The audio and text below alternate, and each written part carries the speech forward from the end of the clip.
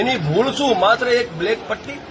હું ગુજરાત સરકારને અને પ્રશાસનને કહેવા માંગુ છું કે બ્લેક પટ્ટીવાળા તો ઘણા બધા ફરે છે, ઘણા બધા બ્લેક પટ્ટી લગાવીને ફરે છે ને ભાઈ. સરકારી કર્મચારીઓ ફરે છે, પોલીસ પ્રશાસનના અધિકારીઓ ફરે છે, પોલીસ પ્રશાસનના કર્મચારીઓ ફરે છે, પોલિટિકલ લોકો પણ ફરે છે. તો પછી આ એક ફોજી સાથે આટલું દુર્વ્યવહાર શા માટે?